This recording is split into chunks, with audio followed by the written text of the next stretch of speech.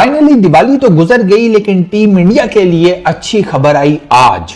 Sydney के cricket ground में तीसरा ओडीआई इंटरनेशनल मैच इंडिया की टीम ने ऐसा जीता कि one of the most comfortable victories for them in ODI internationals होगी है। यार सबर तो करो, रुको तो सही, देखो तो सही कि भाई अभी पीछे उनके क्या रिकॉर्ड चल रहे हैं। 2 मैचेस से आपने उनकी ऐसी की तैसी बेर के रख दी है। यार शेर जो है ना बुरा नहीं होता, शेर को पता है मैंने शिकार कैसे करना है। वो ठीक है, उसका शिकार कोई काट नहीं सकता। जो एक शिकार करना जानता है वो शिकार करता ही है।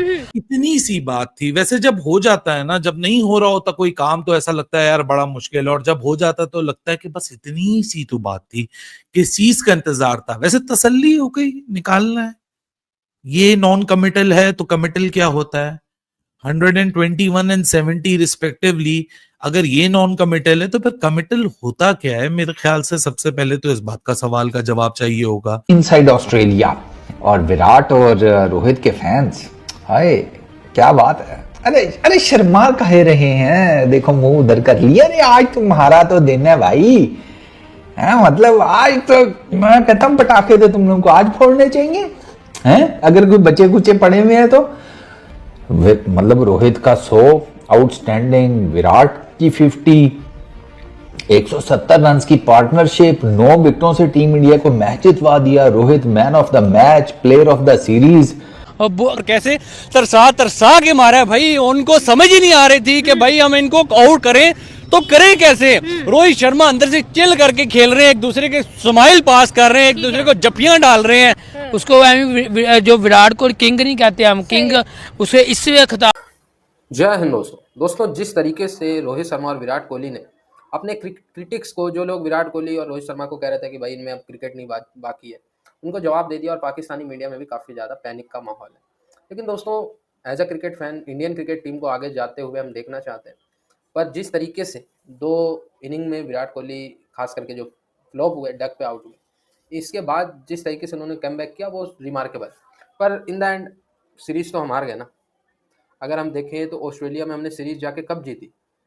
मेरे ख्याल से सीरीज़ जीतने में हमें लास्ट टाइम, अगर मैं सर्च करूं, ये 18-19, हाँ 18-19 में भारत ने जीती थी लास्ट टाइम। तो ये ट्रैक रिकॉर्ड है। अब इसका रीज़न मैं ये नहीं कह सकता विराट कोहली है, इसका रीज़न मैं ये नहीं कह सकता रोहित शर्मा है, इसका रीज़न इंटायर टीम है। इस पर एक डिस्कशन होना चाहिए। हालांकि पाकिस्तान मीडिया में भारत की तारीफें जोरों शोरों से हो रही है। इसे आप जस्ट फॉर एंटरटेनमेंट पर्पस माने। क्रिकेट के तौर पे ये सीरीज़ लास्ट मैच को अगर हम छोड़ दें तो भारत के लिए कुछ खास नहीं रही। इससे हम आउटकम कुछ खास नहीं उम्मीद कर सकते इस सीरीज़ से। रोहित शर्मा डेफिनेटली अच्छा खेल रहे हैं, विराट कोहली डेफिनेटली अच्छा खेल रहे हैं, पर भारतीय टीम की जो बॉलिंग है, जो फील्डिंग है, उस पर क्वेश्चन मार्क है भाई। ये वर्ल्ड कप जीतने वाली फील्डिंग और बॉलिंग मुझे तो एटलीस्ट नहीं लग रही। और बैटिंग भी ट्रिकी विकेट्स पे, अगर रोहित विराट फुल फ्लॉप तो कोई बचाने वाला नहीं। ठीक है, अक्षर पटेल है, पर सोचना पड़ेगा भारत को।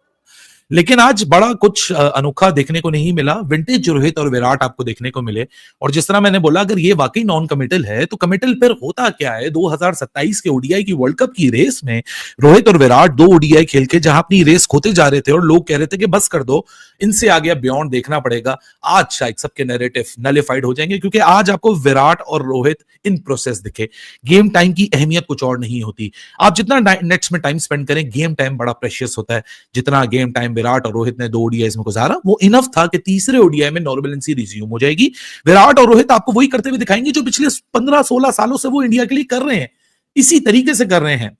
सेंचुरीज की सेंचुरीज लग रही हैं, चेज की चेज हो रही है। और शायद वो डिट्रैक्टर्स, और उनको ब्लेम नहीं करना चाहिए, डिट्रैक्टर्स का कसूर नहीं है, स्पेशली अगर वो इंडियन पर्सपेक्टिव से बात करते हैं। सो यस, उनको भी एहसास होता है कि बेंच पे लड़के बैठे हुए हैं। बट लेकिन अगर विराट और रोहित ऐसे हैं, सो फिर बेंच पे बैठे हुए लड़कों का भी कसूर नहीं है, और फिर विराट और रोहित का भी कसूर नहीं है। Rohit Sharma what a glorious knock, लेकिन साथ में जिसने बॉल बाय बॉल ये चेज देखी है, वो नॉस्टैल्जिया से बाहर निकल के अगर आया होगा तो उसने ये बात का जरूर एहसास किया होगा कि this was Virat Kohli who was not even chasing for 100. This was Virat Kohli who wanted to stay in the middle, who wanted to have a score, जिसने आते ही जब पहला सिंगल लिया, Josh Hazlewood was steaming in, Josh Hazlewood आया, विराट ने सिर्फ tap किया mid on पे, भाग के सिंगल लिया, और वो सिंगल के ऊपर फिस्ट बम आया ताकि लोगों को भी पता चला कि भाई सब प्रेशर ऑफ हुआ है। भले ही विराट कोहली हो जिसके 14,200 प्लस रन हो ओडीआई में, 51 सेंचुरीज हो, इसके नंबर इसके करीब ओडीआई में कोई भटकता ना हो, वो भी 2 डक्स के बाद जब सिंगल लेता है तो वो भी रिलीफ फील करता है। That is what we call the pressure of cricket. और स्पेशली अगर आप इंडिया पाकिस्तान के प्लेयर हो, आपके ऊपर एक लेयर नहीं, आपके पास मजीद लेयर ऑफ प्रेशर्स होती हैं। आप प्रेशर के अंदर ही क्रिकेट खेलते हो, क्योंकि आप भले जितना भी सर्व कर दो, वन पॉइंट ऑफ टाइम आता है कि आपके 2-3 फेलियर्स के ऊपर भी आपकी जो बर्दाश्त है वो खत्म हो जाती है। But Rohit Sharma, man, this man is not going to give it up that easily. कोई समझता है कि रोहित शर्मा आपको रीजन देके चला जाएगा कि भाई साहब I am done and dusted. आज वो ओपनर बनकर आया और बात यह है कि यशस्वी जायसवाल की जगह खा रहा है Rohit Sharma. Rohit Sharma is back, Virat Kohli is back. Australian commentators का आप बात कर रहे हैं, इंडियन कमेंटेटर्स नहीं, ऑस्ट्रेलियन कमेंटेटर्स बात कर रहे हैं कि 2027 में भाई we want them in Indian cricket team, हम देखना चाहते हैं इन दोनों को। वो अब अजीत अगरकर को फिर मेरा ख्याल है यहां तो नौकरी छोड़नी पड़ेगी, यहां पर कोई स्कीम दूसरी लड़ानी पड़ेगी, क्योंकि ये दोनों तो बड़े तगड़े किस्म के वापस आए हैं। पहले 2 ओडीआई इंटरनेशनल्स के बाद 2 के रोहित ने पिछले मैच में भी 50 की थी, but it was a rusty 50। आज तो इट वाज भाई साहब स्मूथ सेलिंग। विराट का भी शुरू में विराट भी थोड़ा सा जरा रस्टी था, मतलब इन अ वे कि आपको पता है ना, जैसे मैंने विराट की क्रिकेट देखी है, आई नो कि जब स्टंप्स में आता हुआ स्पिनर का गेंद पड़ा है उसे, वो बैकफुट पे जाता है और उसको वो यूं खेलता है। अब जब वो यूं खेलता है ना तो it goes all along the carpet, वो एरियल नहीं जाती, ठीक है ना, वो शॉर्ट मिड विकेट को चांस नहीं देता।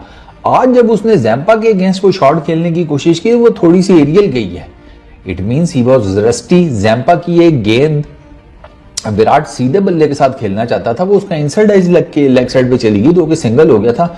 आई knew he was a bit rusty. Hazlewood का एक short ball, Virat went for the pull, वो टॉप एज लगा, थर्ड पीछे कीपर के ऊपर से जाके चौका हो गया।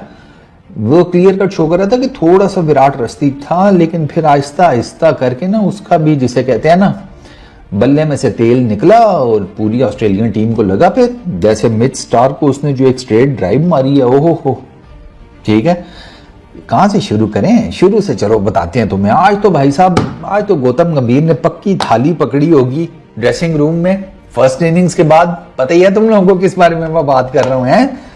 बैकग्राउंड में लगा होगा म्यूजिक, 4 विकेटें यार मुझे हंसी इस बात भी आती है, पिछले मैच में थोड़ी बैटिंग कर ली, इस मैच में 4 विकेटें, तो हर्षित राणा ने भी कहा कि नहीं यार मैं इतना नल्ला नहीं हूं यार, please don't roll me like that. 236 किए सिडनी के ग्राउंड पर ऑस्ट्रेलिया ने पहले बैटिंग करते हुए, इट्स नॉट समथिंग, ये सिडनी का स्कोर ही नहीं है, सिडनी अच्छा खासा बैटिंग जिसे कहते हैं ग्राउंड है ये। इसकी जो सिडनी की विकेट है, it's more like Indian cricket pitch, bounce इतना ज्यादा नहीं है, बहुत एक्स्ट्राऑर्डिनरी पेस नहीं होती, तो ये बैटिंग के लिए बैट बॉल क्रिकेट में तो बड़ा साजगार ग्राउंड है, स्क्वायर की बाउंड्रीज भी छोटी हैं। तो ऑस्ट्रेलिया ने 236 किया, तो ये इतना बड़ा स्कोर था ही नहीं कभी भी। हालांकि उनको स्टार्ट ठीक मिला था, मतलब ट्रेविस हेड और शॉन मार्श की बड़ी अच्छी पार्टनरशिप स्टार्ट में लगी, 50 60 उन्होंने ओपनिंग स्टैंड पर दिया, लेकिन फिर उसके बाद टीम इंडिया ने ना